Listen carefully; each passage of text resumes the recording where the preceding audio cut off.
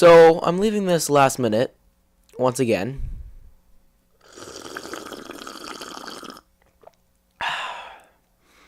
Okay, so Cog Dev Project, blah, blah, blah, blah, blah, blah, blah. So I'm doing my project on Edgar Wright. Pretty cool dude, born in 1974 in Poole, England. Small town on the coast. Now, let's skip to the more important stuff. So if you haven't seen an Edgar Wright film, raise your hand. Okay, well, this is what he's done. He's done The Adventures of Tintin, Scott Pilgrim vs. the World, the Cornetto trilogy, which includes Shaun of the Dead, Hot Fuzz, and The World's End. And wait. He worked on Ant-Man? Wait, let me look this up. Oh, he wrote Ant-Man? Wow, I need to watch that.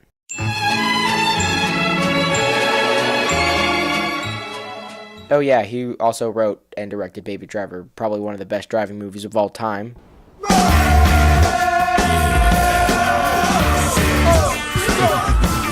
But why am I talking about this smart, talented, amazingly handsome man? Well, let me tell you. This boy be changing the game. Most Hollywood movies use dialogue to reinforce the action or to make comedy. Edgar, may I call you Edgar? Yeah.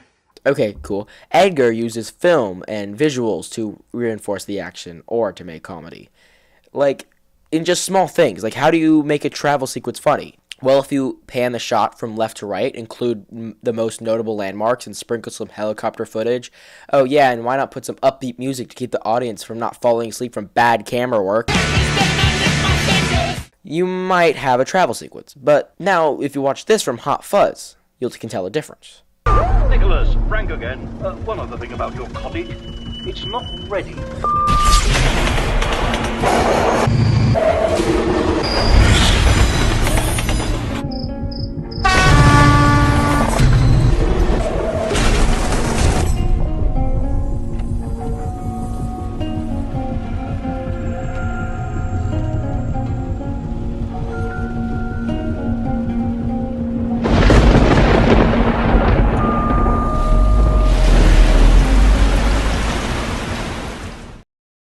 What's the difference? Well, in the first clip, you already know who they are and where they're going.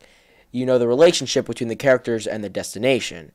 With Hot Fuzz, you know Nicholas Angel is a supercot who has been betrayed by his department, and we know vaguely what this town is all about. We're making you sergeant. I see. In Sanford, Gloucestershire. In where, sorry? In Sanford, Gloucestershire. That's in the country. Yes! Lovely. Nicholas, we're offering you a smashing position with a delightful cottage in a lovely little place that I think has won Village of the Year I don't know how many times. It'll be good for you. I don't really know what to say. Instead of the third-person view, which Hollywood mostly does, we get a first-person view. You experience the traveling how Sergeant Angel does it, how he experiences the change. The visual cues move the scene along rather than dialogue. It's funny, or rather absurd, of what shots he chooses to use to make, I don't know, comedy? Question mark?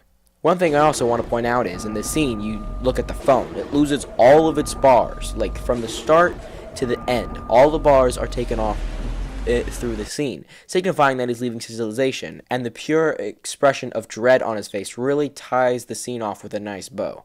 The way Hollywood shoots and writes movies nowadays is boring. Just watch this scene and tell me what's good and funny about it.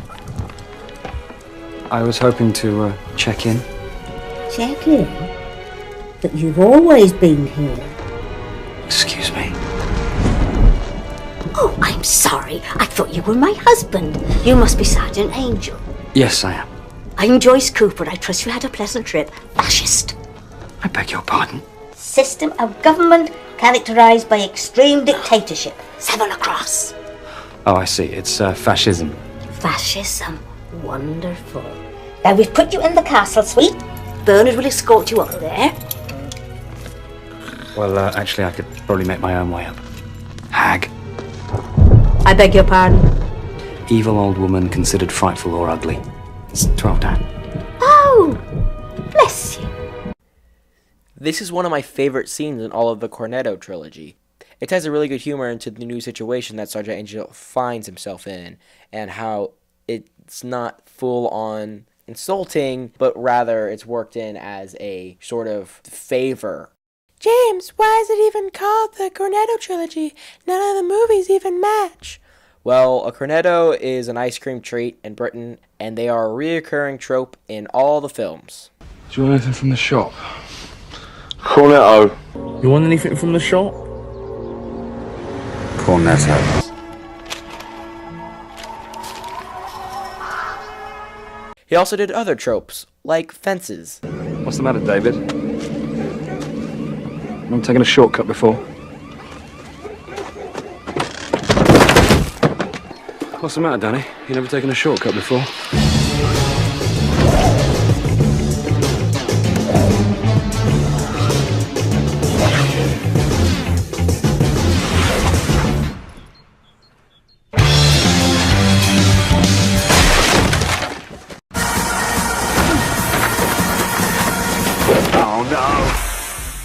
Now, the Cornetto trilogy does a great adaptation of a buddy cop film, an alien invasion, and a zombie movie. They're mostly all original and straight from Edgar Wright, but he has made a comic book adaptation film. You watch the movie, and it feels like a comic. Let me show you. This is the beginning of the movie. Not so long ago, in the mysterious land of Toronto, Canada, Scott Pilgrim was dating a high schooler.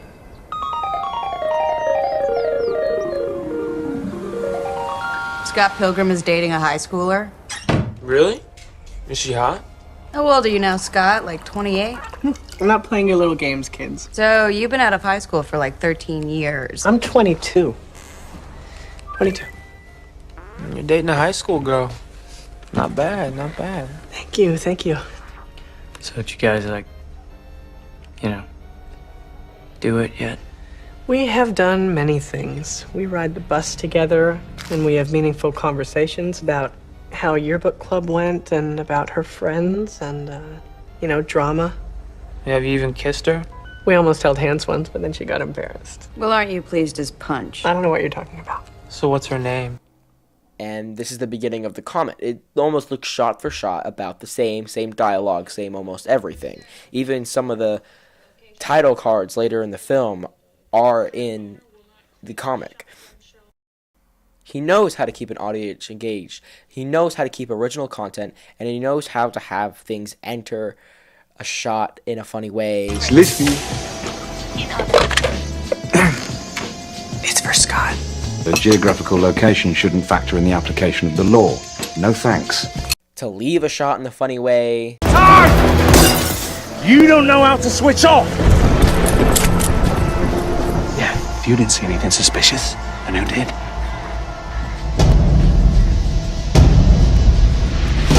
He also uses sound to emphasize the actor's movements. Just watch and listen to the beginning of Baby Driver.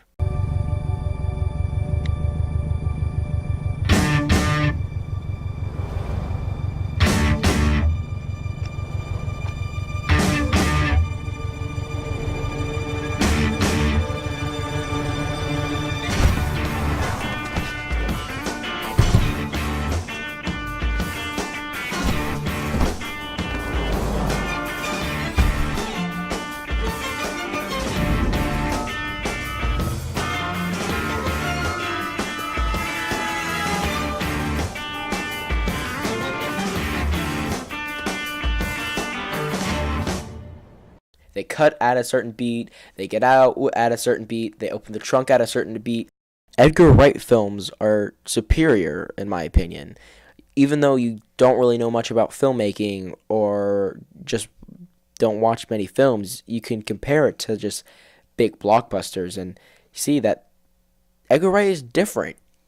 And it just feels better. You can't deny that you're always on the edge of your seat or smiling or have some emotion of approval while you're watching an Edgar Wright film.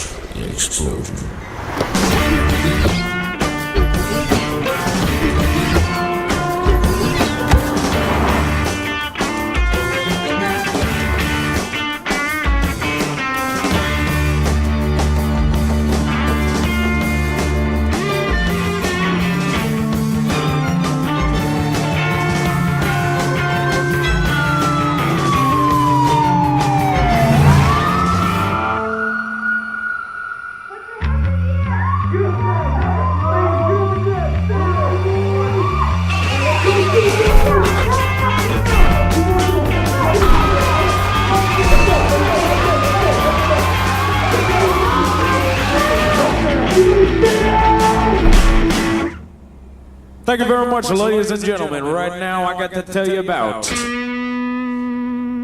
the fabulous, most groovy bell bottoms.